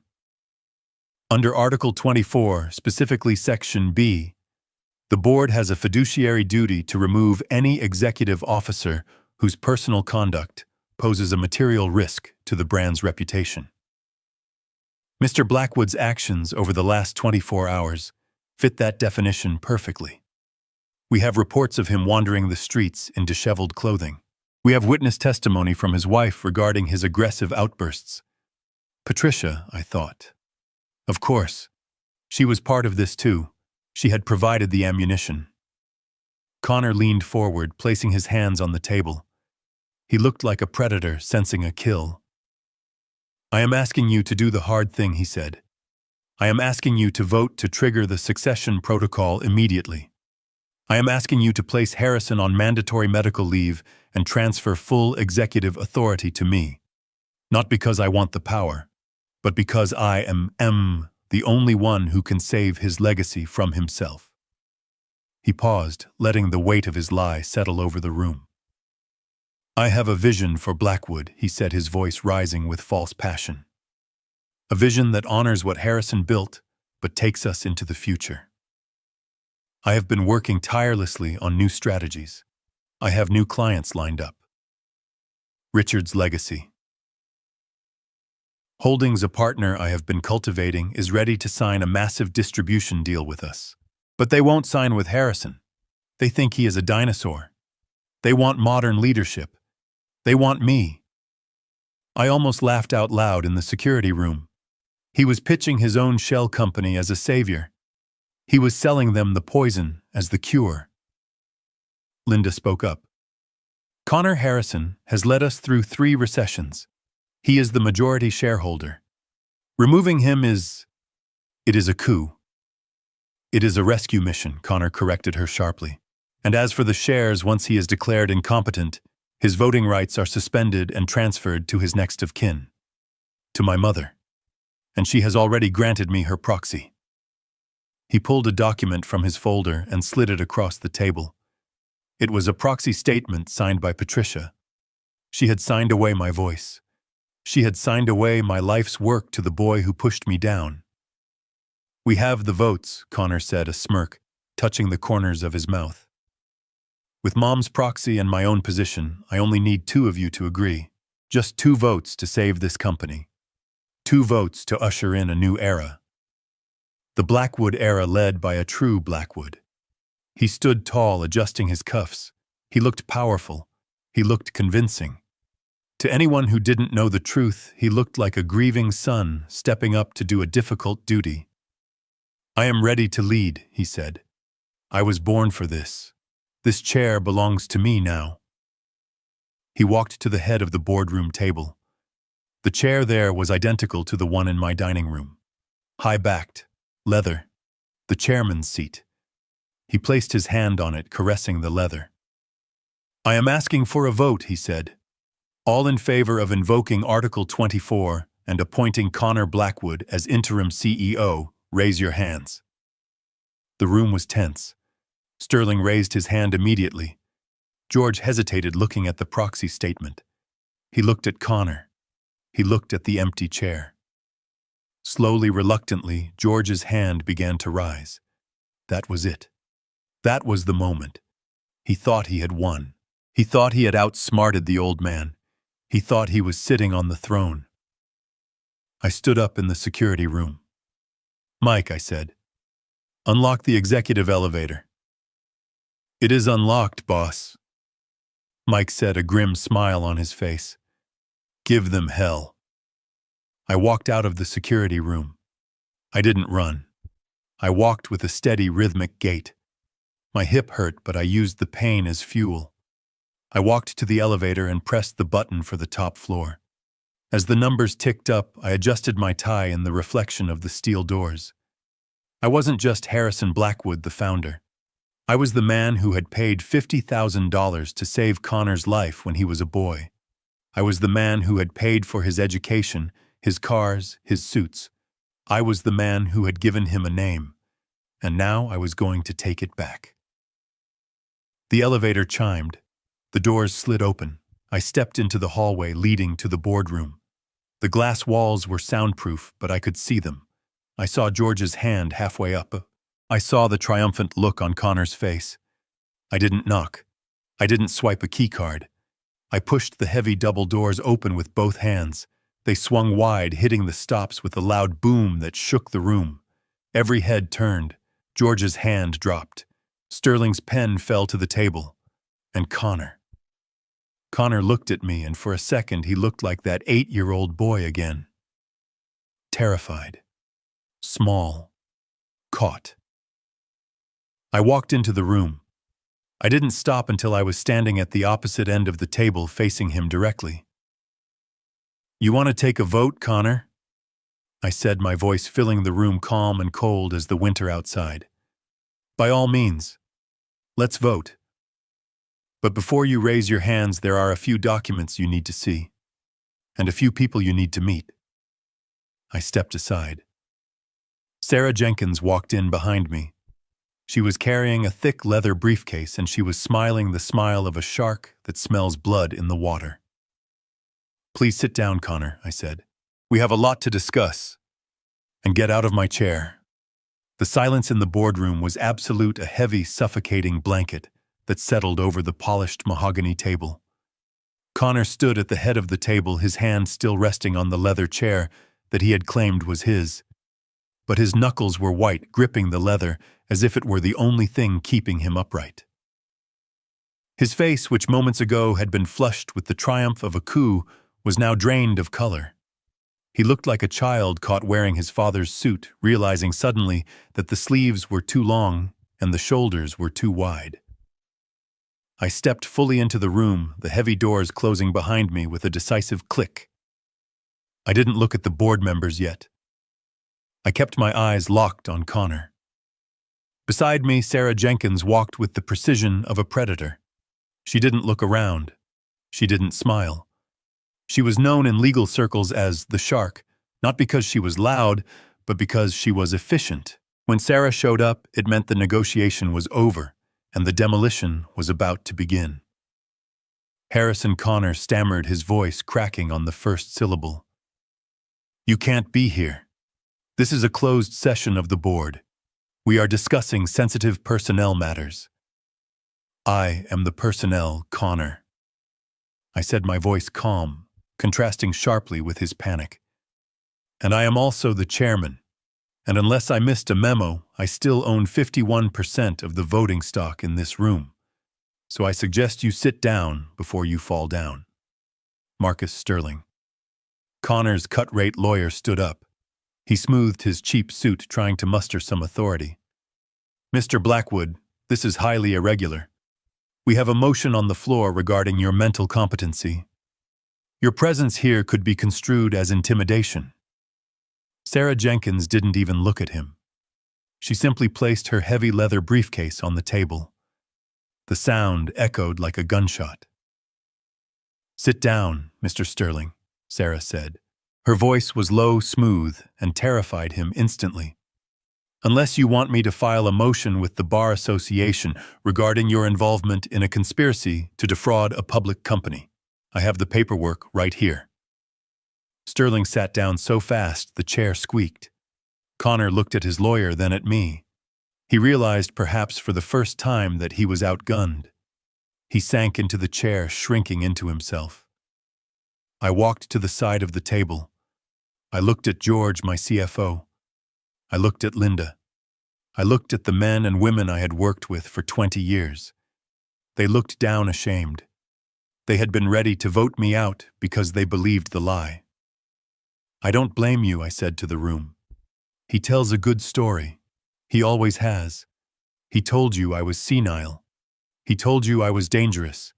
He told you he was the only one who could save the company." I paused, letting the words hang in the air. "But before you hand him the keys to the kingdom, before you decide that I am unfit to lead the company I built from a single garage, I think you should know exactly who you are voting for." Sarah opened her briefcase. She took out a stack of black folders, thick and heavy. She slid one to each board member. They landed with a soft thud on the polished wood. "What is this?" George asked, his hand hovering over the cover.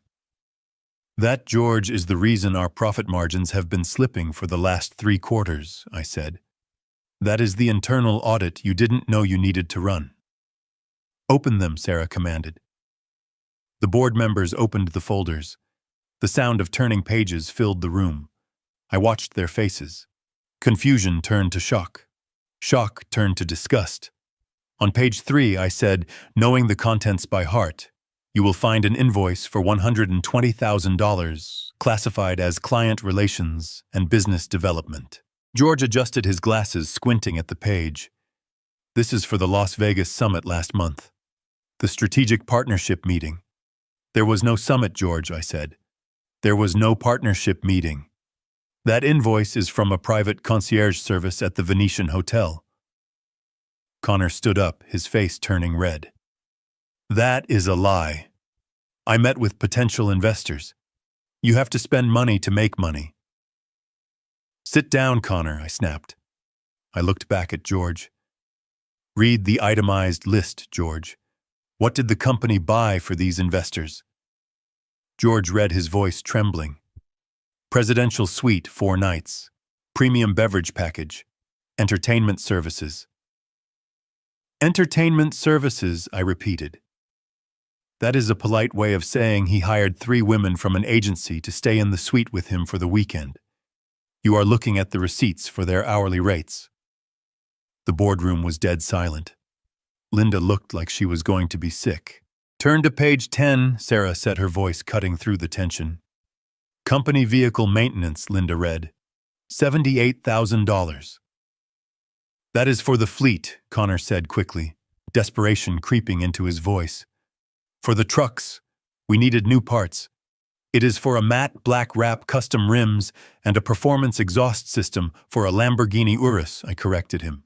A car that Blackwood Logistics does not own. A car that is registered to Connor personally, but paid for by the company credit card under the guise of fleet maintenance. I walked toward Connor. He couldn't meet my eyes. You stole from this company, Connor.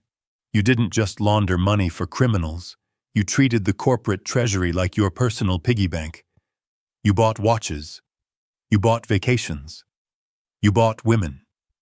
And you listed it all as business expenses because you thought I was too old to check the line items. You thought I was a clueless old man. I turned back to the board. This is the man who wants to save the company from me. This is the modern leadership he promised you. Theft, debauchery, and fraud. Sterling, the lawyer tried one last time.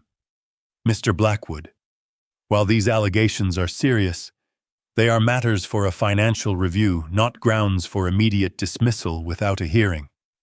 Connor is still the heir apparent. He carries the Blackwood name. He is family. I smiled. It was a cold, hard smile. Ah, yes, the name. I signaled to Sarah. She reached into her briefcase again. This time she didn't bring out a stack of folders. She brought out a single, thin document. It wasn't bound in black leather. It was simple white paper stapled at the corner. This is the part that hurts the most, I said, my voice dropping to a whisper. Because the money I can replace, the cars I can sell, but the name is something you have to earn. I walked over to the large monitor at the end of the room. I connected my tablet. The screen flickered to life, projecting the document Sarah was holding for everyone to see. It was an old document, dated 30 years ago, a decree of adoption. You all know Connor as Connor Blackwood. I said, looking at the faces around the table. You know him as my son. You know him as the heir. You think that because he carries my name, he carries my values. You think that blood, or at least the law, makes him one of us. Connor looked at the screen. His eyes went wide. He knew what was coming. He started to shake his head. No. Don't do this. Harrison, please. You wanted to invoke Article 24, I said, ignoring him.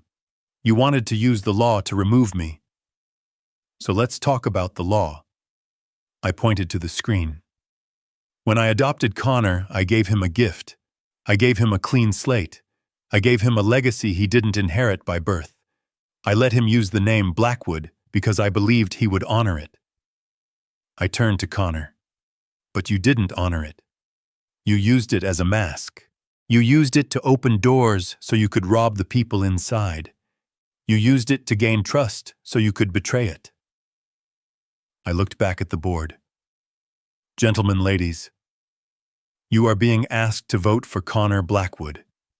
You are being asked to hand the company to a man you think you know. I paused. The room was so quiet I could hear the hum of the projector fan. But I have a problem with that. Because the man sitting in that chair, the man asking for your votes, the man who claims to be the future of this company, that man is a fiction. I leaned both hands on the table, leaning in, until I was staring straight into the camera lens of the video conference, straight into the souls of the people in the room. You are listening to Connor Blackwood speak. You are looking at Connor Blackwood. But I have news for you. Sarah handed a new document to the board secretary. I have just filed a petition with the Superior Court, I said. Connor stood up, knocking his chair over. Harrison, stop! I raised my voice, drowning him out.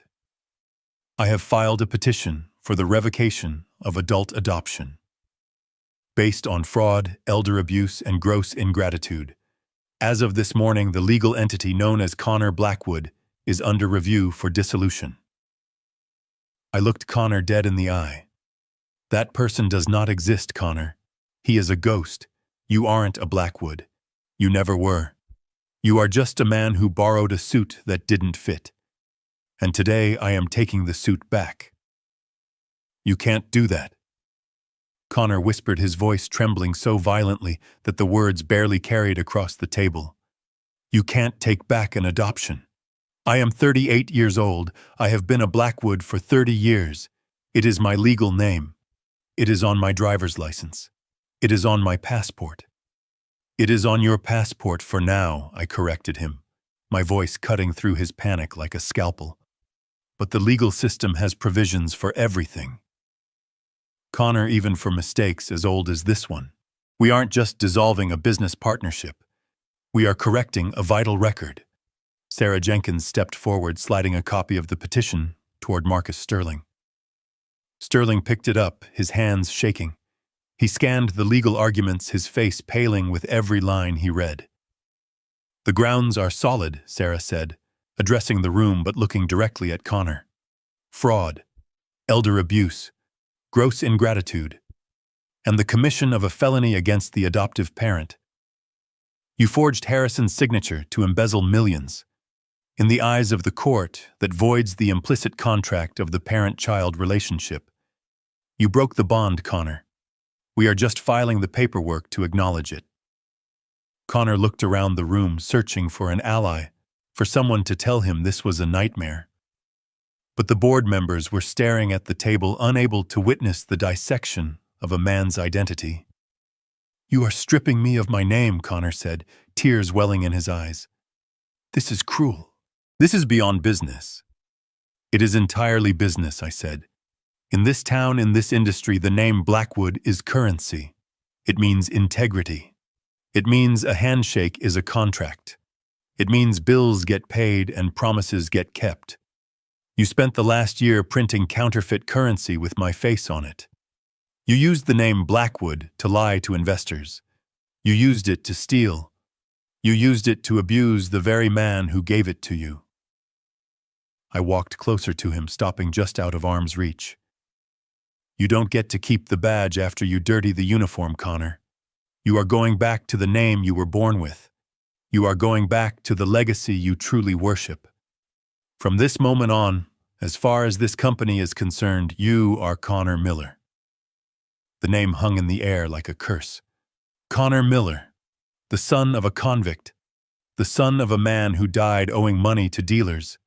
It was a name with no credit score, no reputation, and no power. Sterling finally spoke up, his voice weak. Mr. Blackwood, even if this petition is successful, it will take months to process through the courts. Until then, Connor is still legally your son and legally an executive of this company. You cannot simply wish him away today. I looked at Sarah. She smiled, a cold, sharp expression that signaled the final blow was coming. Actually, Mr. Sterling, Sarah said, opening the corporate bylaws binder that had been sitting on the table. We don't need to wait for the family court judge. We only need to look at the Blackwood Logistics Corporate Charter, specifically the Brand Protection Clause Article 4, Section 1. She turned the book around and pointed to a paragraph highlighted in yellow.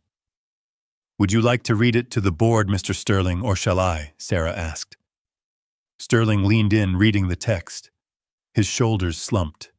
He closed his eyes for a second, defeated. Read it, I commanded. Sterling sighed, his voice defeated.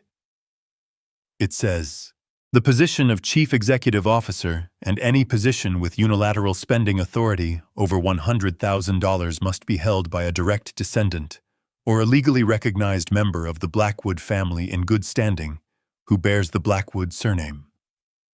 He stopped reading. The room was silent. And there is the problem, I said. You see, Connor, the moment I filed that petition this morning, your standing as a family member became contested. But more importantly, the fraud investigation we just unveiled proves you are not in good standing. You have violated the morality clause of the executive contract. I looked at the board members. But let's be very clear about the future. If you vote for him, you are voting for a man who is about to lose his name. You are voting for Connor Miller. And Connor Miller is not eligible to sit in that chair. Not by law and not by the rules of this company. Connor slumped into his seat. He looked like a puppet whose strings had been cut. He realized finally the trap he had walked into. He had tried to use the company's rules to oust me, but I had written the rules. I had built the walls he was trying to climb, and I knew exactly where the trapdoors were. So I continued, my voice steady and final. We have a situation. The man sitting at the head of the table is an embezzler. He is currently under investigation for corporate fraud, and he is legally ineligible to hold the office he is demanding. I turned to George, the CFO. George, I said, as the majority shareholder, I am making a motion. I move for the immediate termination of Connor Miller for cause, effective immediately. He is to be removed from the premises. His security clearance is to be revoked, and his personal effects will be boxed and shipped to his residence. George didn't hesitate this time. He didn't look at Connor. He looked at the evidence in the black folder. He looked at the wreckage of the company's finances. I second the motion, George said quietly. All in favor, I asked. Every hand in the room went up. Even the board members who had dialed in via video raised their hands on the screen. It was unanimous. It was a purge. Connor sat there watching his empire evaporate. He didn't scream. He didn't fight. He just looked at me with a mixture of hatred and shock. He couldn't believe that the old man, the checkbook, the doormat, had just fired him from his own life. Mike, I said into the intercom on the table. The doors opened. Mike walked in, flanked by 2 uniformed security guards. They weren't smiling. They were doing a job. Please escort Mr. Miller out of the building, I said. Take his access badge. Take his company phone. And make sure he doesn't touch a computer on the way out. Connor stood up slowly. He tried to muster some dignity, tried to straighten his jacket, but his hands were shaking too much. He looked at the board members, but they wouldn't meet his eyes. He looked at Sterling, but his lawyer was busy packing his briefcase, already distancing himself from the losing side. Finally, Connor looked at me. You are ruining me, he whispered. You are taking everything. I didn't take anything, Connor, I said. I am just stopping you from taking what isn't yours. You wanted to be a self-made man. You wanted to be independent. Well, congratulations. You are starting from zero, just like I did. He stared at me for a long moment, searching for a trace of the father who used to catch him when he fell. But that father was gone. That father had been pushed down on Christmas Eve. I am going to fight this, Connor hissed. I will tell everyone what a vindictive old bastard you are. You can tell them whatever you want, I said. But you will tell them as Connor Miller, and nobody takes calls from Connor Miller. Mike stepped forward, placing a firm hand on Connor's elbow. Let's go, son. Don't make it worse. Connor ripped his arm away, but he started walking. He walked past the board members, past Sarah Jenkins, past the empty chair at the head of the table. He walked out of the heavy double doors, and for the first time in 30 years, he walked out not as a prince, but as a trespasser. The doors closed behind him with a heavy thud. The silence that followed was different. It wasn't the silence of tension. It was the silence of a fever breaking. I looked at the empty chair. It was just a chair. Leather and wood. But it was my chair. I walked over to it. I placed my hands on the backrest. I looked at the board members. I apologize for the disruption, I said calmly. We have a lot of work to do to clean up this mess. I expect full audits from every department on my desk by Monday morning. We are going to find every cent he stole, and we are going to rebuild this company the way it was meant to be. Honest, reliable, and Blackwood. I sat down. The leather creaked, a familiar comforting sound. I was back in my seat. But the war wasn't over. I had stripped him of his money. I had stripped him of his job. I had stripped him of his name. But there was one last thing he was holding on to. One last lie that kept him standing. The myth of his father. I looked at the safe in the corner of my office, concealed behind a panel. The letter was in there, the final nail in the coffin. "Meeting adjourned," I said. As the board members filed out, shaken and silent, I stayed in my chair. I needed a moment. Because what I had to do next wasn't business. It was an execution of the soul, and I needed to be ready. "You think you have won," Connor screamed, his voice echoing off the glass walls of the corridor outside the boardroom. "You think stripping my name changes who I am. You can take the title. You can take the money. But you will never be him. You will never be half the man Richard was. He was a visionary. He had raw talent. You are just a vulture who swooped in and bought his family when he was down." I stopped walking.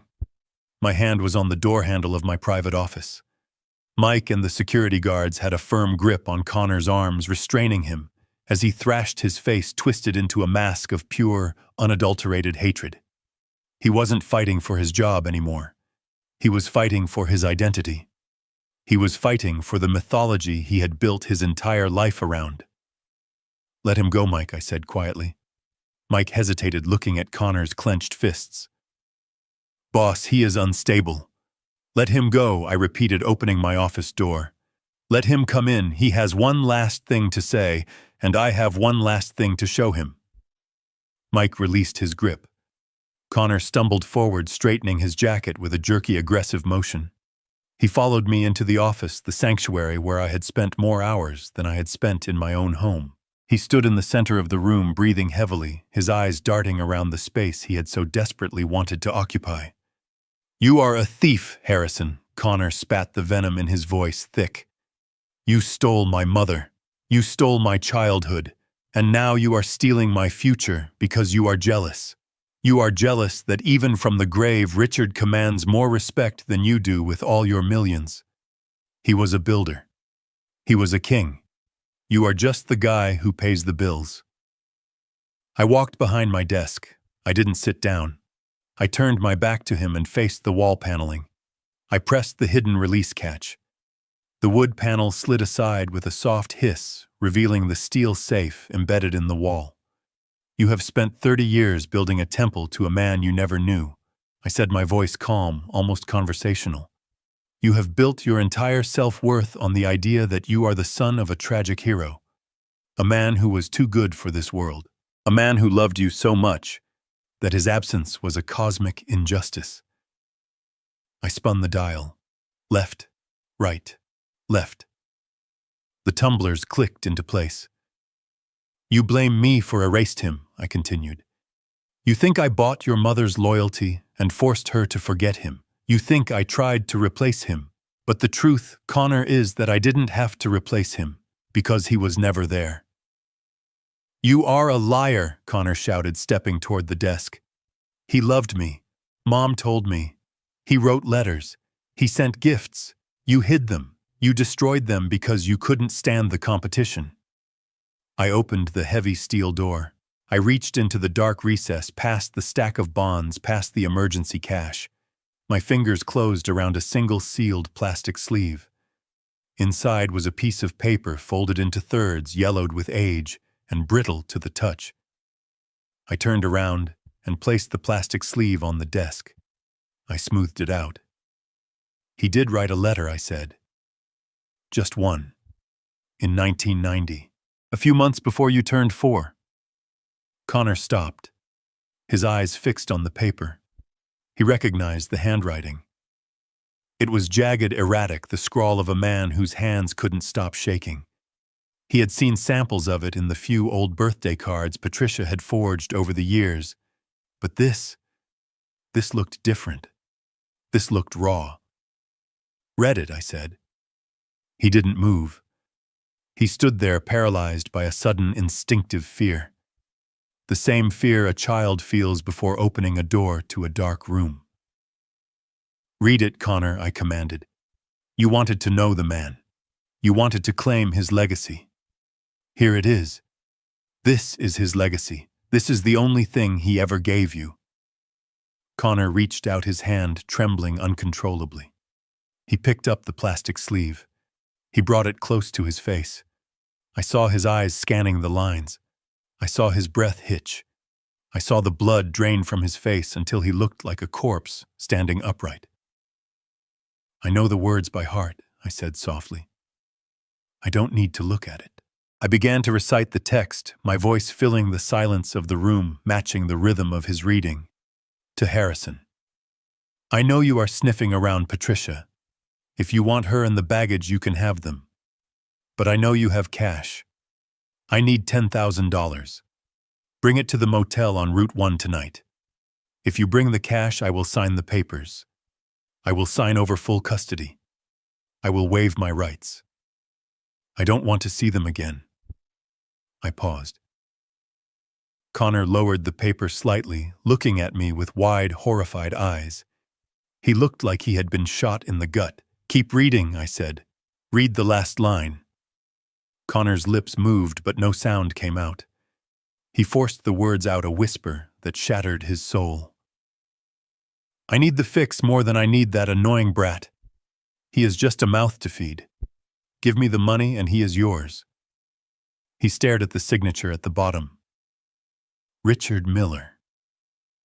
It was a messy, hurried scrawl, but right next to it in neat blue ink was another signature. A signature he had seen on permission slips, on birthday cards, on the checks that funded his lifestyle. Witnessed by Patricia Miller, his mother. She knew, Connor whispered. The paper slipped from his fingers and fluttered to the desk. She was there. She was there, I confirmed. She stood right next to him in that filthy motel room. She watched him trade his only son for $10,000 worth of heroin and cash.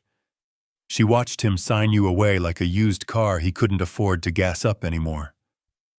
Connor swayed. He grabbed the edge of the desk to keep from falling. His entire world, the entire architecture of his identity was collapsing in real time. The hero, the martyr, the construction accident, the insurance money.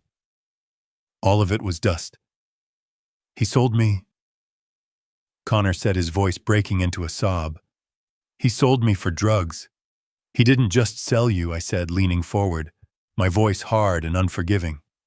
"He called you an annoying brat, a mouth to feed. That was his assessment of your value. That was the love you have been chasing for 30 years. That was the ghost you put at the head of my table." I walked around the desk and stood in front of him. "I paid that $10,000, Connor." I handed him the envelope. I watched him count it. I watched him smile. And then I watched him walk out the door and never look back. Not once. He didn't ask for a picture. He didn't ask to say goodbye. He just took the money and left you. I pointed a finger at his chest. "I picked you up. I took you home. I fed you. I clothed you. I educated you. I gave you a name that meant something. I spent 30 years trying to fill the hole he left, trying to make you feel like you mattered. And how did you repay me? You pushed me down. You stole from me. And you told me to get out of the chair that I bought with the blood and sweat that Richard Miller was too weak to give." Connor looked at me. His eyes were red, filled with a pain so deep it looked bottomless. The arrogance was gone. The entitlement was gone. There was only a boy who had just realized he was an orphan. Mom knew, he repeated as if his brain couldn't process anything else. "She let me believe. She let me hate you. She wanted to protect you," I said. "She wanted you to have a hero. And she was too weak to tell you the truth. She let me take the blame. She let me be the boring, strict stepfather so Richard could remain the saint. And I let her. Because I loved you enough to let you hate me as long as it meant you didn't have to feel the pain of being sold." I stepped back. "But you are a man now, Connor. Or at least you play one in the boardroom. And men deal with the truth. You worshipped a monster. And in your effort to be like him, you became one. You stole. You lied. You betrayed the only father who ever actually gave a damn about you." Connor fell to his knees. He didn't try to stop himself. He collapsed onto the carpet, burying his face in his hands, sobbing. It was a guttural, ugly sound, the sound of an idol shattering. I didn't know, he choked out. I swear, I didn't know. Now you do, I said coldly. I walked back to the door and opened it. Mike was waiting in the hallway, looking away, giving us a moment of privacy amidst the destruction. Get up, Connor, I said. He looked up at me, tears streaming down his face, snot running from his nose. He looked pathetic. He looked broken. Please, Dad, he whispered. Please help me. I don't have anyone. I looked at him. I looked at the man who had tried to declare me insane an hour ago. I looked at the man who had stolen millions. And then I looked at the letter on the desk. You have your name, I said. You have the name Richard left you. Miller. Go be a Miller. Because you are done being a Blackwood. I signaled Mike. Get him out of here. Mike walked in and hauled Connor to his feet. Connor didn't fight. He didn't argue. He was a shell. He let himself be dragged out of the office, his eyes unfocused, muttering to himself. He sold me. He sold me. I watched him disappear down the hallway. I listened until the elevator doors chimed and closed. Then I was alone. I walked back to the desk. I picked up the plastic sleeve.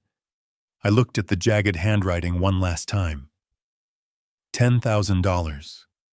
A cheap price for a human soul.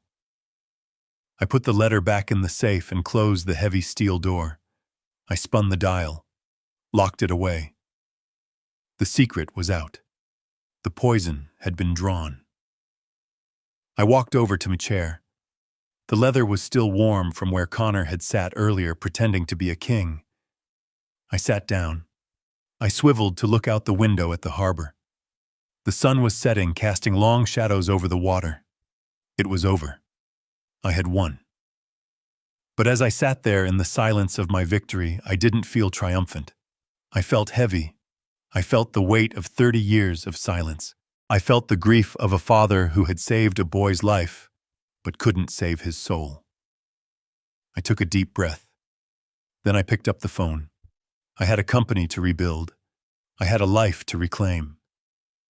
And for the first time in a long time, the only name I had to worry about was my own. I stood by the floor-to-ceiling glass wall of my office, looking down at the street 30 floors below. From this height, the people looked like ants scurrying about their lives, oblivious to the empires rising and falling above their heads. I watched as the revolving doors of the lobby spun, and 3 figures emerged onto the sidewalk. 2 were uniformed security guards, walking with the brisk, professional gait of men who had a job to do.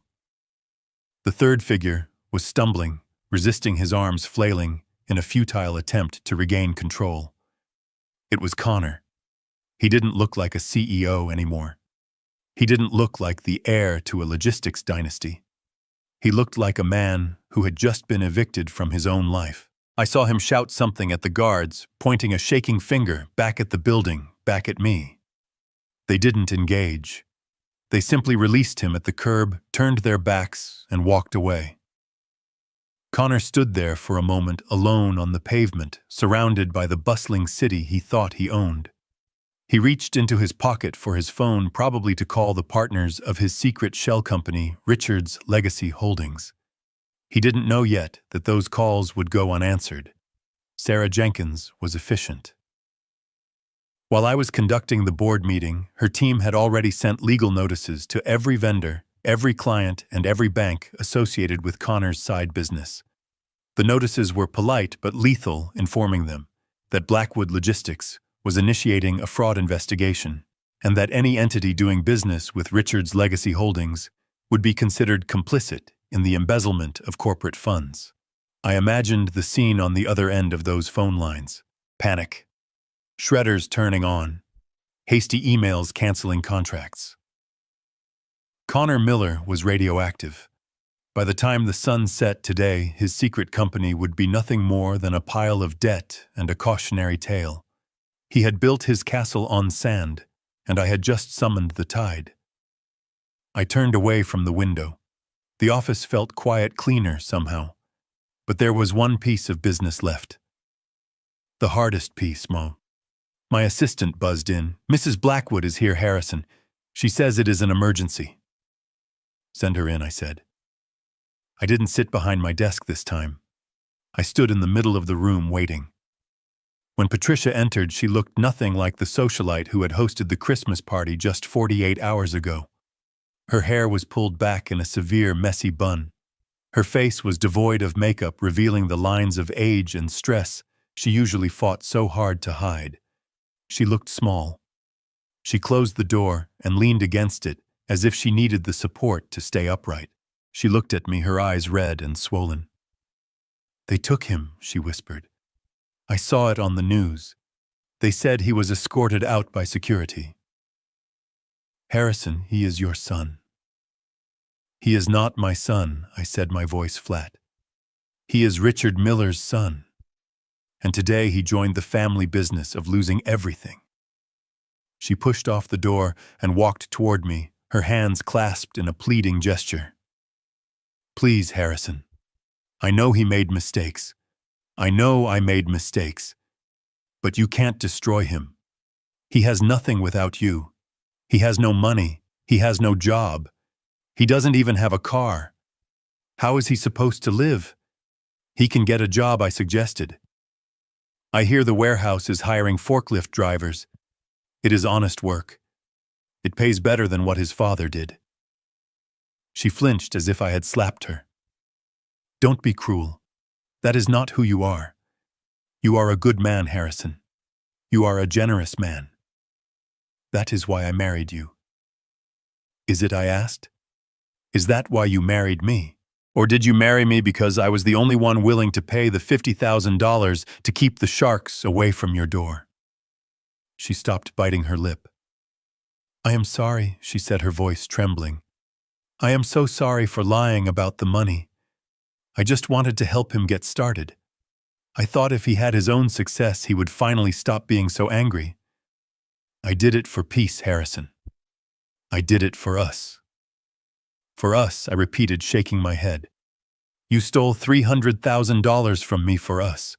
You signed a withdrawal slip that funded the theft of my clients for us.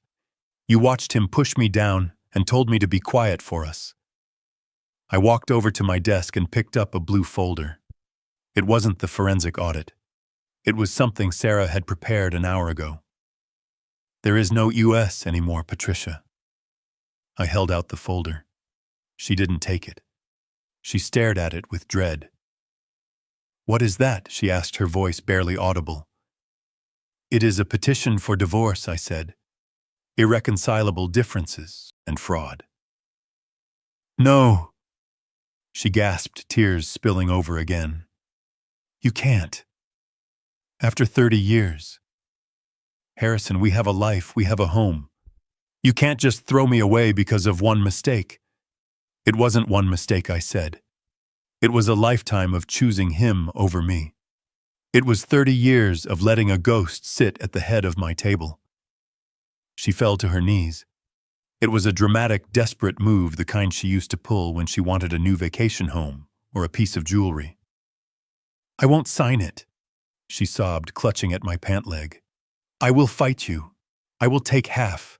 I am entitled to half. I was your wife for 30 years. I helped you build this. I deserve my share." I looked down at her. I didn't feel anger anymore. I felt pity. She really didn't remember. She had rewritten history so many times she had forgotten the prologue. "Stand up, Patricia," I said coldly. She looked up, hope flickering in her eyes. "Stand up and listen to me," I said. "You aren't entitled to half. You aren't entitled to a third. You aren't even entitled to the mink coat you are wearing technically." I opened the blue folder and pulled out a photocopy of an old legal-sized document. The paper looked dense, covered in fine print. "Do you remember 1989, Patricia?" I asked. She blinked, confused, pulling herself up to sit on the edge of the sofa. "I was driving a truck," I reminded her. I had just started the company. I was in debt up to my eyeballs. I had leveraged everything to buy the first warehouse. And you were a dental hygienist with a steady paycheck and a son to feed. I handed her the document. You were terrified of my debt, I continued. You thought I was going to crash and burn. You thought the creditors would come after your small savings account. So the week before we got married, you insisted on this. She looked at the document. Her eyes scanned the header. Prenuptial agreement. You insisted on it, I said. You wanted to protect your assets from my risks. You made your lawyer draft it. It states very clearly that what is mine and what is yours is yours. It states that in the event of a divorce, neither party has a claim on the assets acquired by the other, regardless of the duration of the marriage. I pointed to a clause on the second page. And this clause, the one your lawyer was so proud of. It says that in lieu of asset division, the lower-earning spouse will receive a fixed one-time payout of $50,000 adjusted for inflation. Patricia stared at the paper. Her mouth opened, but no sound came out. She remembered now. She remembered the fear she had of marrying a dreamer. She remembered trying to protect her tiny nest egg from my ambition. You bet against me, Patricia, I said softly. 30 years ago, you bet that I would fail, and you signed a contract to make sure you wouldn't go down with the ship. But that was a long time ago, she stammered. We changed. The contract didn't change, I said. It is valid. It is binding. And Sarah tells me it is ironclad. I walked back to the window. You want half of my company, I said to the glass. You want half of the $40 million in the trust. But you signed away that right because you didn't believe in me. You believed in safety. I turned back to face her. She looked like a statue frozen in the realization of her own greed. You will get your payout, I said. Adjusted for inflation, it comes to about $115,000. That is what you leave this marriage with. That and your son, Harrison. Please, she whispered, the fight draining out of her. I am 65 years old. I can't start over. I can't live on that. You should have thought about that before you signed the withdrawal slip, I said. You should have thought about that before you chose Richard's legacy over mine. I pressed the intercom button. Mike, Mrs. Blackwood is leaving. Please escort her out. Patricia stood up. She dropped the prenup on the floor. She looked at me with a mixture of hatred and heartbreak. You are a monster, she said. No, I replied. I am just a man who finally checked the ledger. You chose a side, Patricia, and you chose wrong. Mike opened the door. He didn't look at her. He just held it open. Patricia walked out. She didn't look back. She walked out of the office, out of the life of luxury, and back into the cold reality she had tried so hard to escape.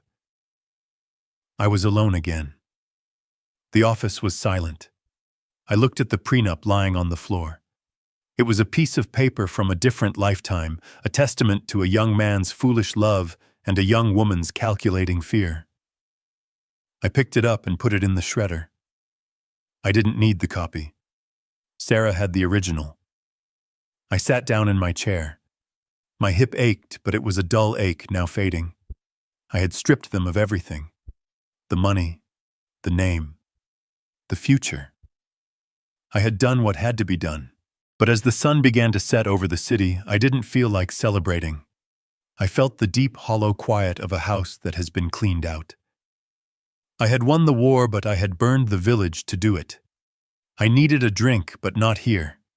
Not in this tower of glass and steel. I needed to go somewhere real. Somewhere where the name Blackwood meant something simple. I grabbed my coat. It was time to find out what was left of Harrison Blackwood when the checkbook was closed. It was a Tuesday evening in late April, and the snow that had blanketed Boston during the worst winter of my life had finally melted away, revealing the green grass of the common. I sat in a booth at the back of Mario's, a small, dimly lit Italian restaurant in the North End. It wasn't the kind of place Patricia would have ever set foot in. There were no white tablecloths, no sommeliers sniffing corks, and no socialites looking over your shoulder to see who you were dining with. It smelled of garlic, roasted tomatoes, and honest work. I was eating alone, a plate of ossobuco in front of me and a glass of house red wine in my hand. For 30 years, eating alone was my greatest fear. It was the reason I had tolerated the disrespect, the noise, and the emptiness of my marriage. But tonight, the solitude didn't feel heavy. It felt luxurious. It felt like peace. My phone sat on the table silent. No frantic texts from Connor asking for money. No guilt-tripping voicemails from Patricia. The divorce was finalized last week. The settlement was exactly what the prenup dictated, down to the cent. Patricia had moved into a small condo in Quincy and Connor. Well, the last I heard, Connor was working the night shift at a fulfillment center for a competitor, scanning packages under a manager half his age. He was finally learning the logistics business from the bottom up. "Excuse me, sir. Can I get you anything else?" I looked up. The waiter was young, maybe 25, with messy hair and a uniform that was clean but frayed at the cuffs. He looked exhausted, the kind of bone-deep tired that comes from working 2 jobs to keep a dream alive. I looked at his face, really looked at him, and a memory sparked in the back of my mind. It was a hazy memory from the worst night of my life. Christmas Eve, the entrance of the Four Seasons Hotel. I had been stumbling, my hip on fire, looking like a vagrant in my own city. The doorman had ignored me. The guests had stepped around me. But a young man bundling up in a coat on his way out had stopped. He had held the heavy glass door open for me. He had asked with genuine concern if I needed a hand. I had brushed him off then, too proud and too angry to accept help, but I remembered his eyes. They were kind. "You," I said, pointing a fork at him. "You aren't usually a waiter here, are you?" The young man blinked, surprised. "No, sir. I pick up shifts here on Tuesdays and Thursdays. I usually work valet downtown or construction when I can get it." "You were at the Four Seasons on Christmas Eve," I said. "You held the door for an old man who looked like he had been kicked down a flight of stairs." Recognition dawned on his face. He smiled, a shy, crooked thing. "That was you, I remember. You looked like you were having a rough night, sir. I hope things got better." "Things got much better," I said. "What is your name, son?" "Liam," he said.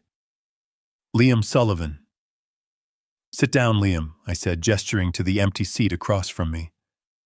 "I can't, sir. The manager—" "I own the building," I lied. I didn't, but I knew the owner well enough. "Sit down for a minute. I want to ask you something." Liam hesitated, glancing at the kitchen, then slid into the booth. He sat on the edge of the seat, respectful, nervous.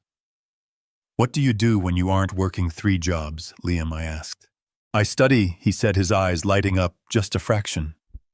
"I am finishing my master's in architecture at Northeastern. Or I am trying to. It is taking a while because of the tuition. I have to take semesters off to save up." "Architecture," I mused. "You like building things." "I love it," he said, and for the first time I saw a passion that I had never seen in Connor's eyes. Connor loved spending money. Liam loved creating value. I love how a building can change the way people feel. How a structure can stand for 100 years if the foundation is right. "If the foundation is right," I repeated. That is a lesson it took me 70 years to learn." I reached into my jacket pocket and pulled out a small sketchbook I had seen sticking out of his apron pocket earlier. I pulled it out and placed it on the table.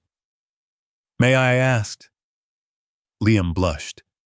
"It is just ideas. Sketches, nothing professional." I opened the book. The drawings were rough charcoal and pencil, but they were brilliant. There were designs for sustainable housing, for community centers that utilized natural light, for warehouses that didn't look like prisons. There was talent here. Raw, unrefined, hungry talent. I looked at Liam. I saw his frayed cuffs. I saw the dark circles under his eyes. I saw a young man who was fighting for his future, with every ounce of his strength, without a safety net, without a famous name to open doors for him. He was everything Connor was not. He was the son I should have had. I closed the book and slid it back to him. "Liam," I said, "I have a proposition for you." "Sir, I am not looking for charity," he said quickly, his chin going up. "I can pay my own way." "I know you can," I said. "That is why I am talking to you. If you were looking for charity, I would have paid your bill and left. I am looking for an architect." He stared at me. "You are?" "I own a company called Blackwood Logistics," I said. "We are expanding. We are building a new distribution hub in the West. I have the land. I have the capital. But I don't have a vision for it yet. I need someone who understands foundations." Liam's mouth fell open slightly. "Blackwood Logistics. I know that name. That is a huge company." "It is," I agreed. "And it needs fresh blood. I am not offering you the job of lead architect. You aren't ready for that. But I am offering you an internship. Paid. Well paid. And I am offering to pay your tuition so you can finish your degree this year instead of in 5 years." He shook his head, stunned. "Why? You don't even know me." "I know enough," I said. "I know you hold doors for old men when there is no profit in it. I know you work 3 jobs to chase a dream, and I know you have an eye for structure." I reached into my pocket and pulled out a business card. It was a new card. It didn't have a long list of titles. It just said, "Harrison Blackwood, Chairman." "I don't want a father," Liam said, suddenly looking me in the eye. "My dad passed away 10 years ago. I am not looking to be adopted." I smiled. It was the first genuine smile I had felt in a long time. "Good," I said, "because I am not looking for a son." I had a son. It didn't work out. I am looking for a successor, someone who earns his seat at the table. Liam took the card. He looked at it as if it were made of gold. "Be at my office Monday morning at 9, I said. "Don't be late." And Liam, "Yes, sir. Wear a better suit. You represent Blackwood now." I stood up, leaving a $100 bill on the table for the pasta. I walked out of the restaurant into the cool night air. I walked to my car. It wasn't the old sedan anymore. It was a new Aston Martin, sleek and silver, a retirement gift to myself. I got in and started the engine. The roar of the motor was a deep, satisfying growl. I pulled out onto the street, heading toward the highway. I adjusted the rearview mirror. I saw the city of Boston receding behind me. I saw the skyline where I had made my fortune. I saw the ghost of the life I used to live, the parties, the lies, the betrayal. It was all behind me now. The image of Connor's shocked face, Patricia's tears, the empty chair at the Christmas table. They were fading, getting smaller and smaller, until they were just specks in the distance. I wasn't the stepfather who got pushed around. I wasn't the bank. I wasn't the old man in the way.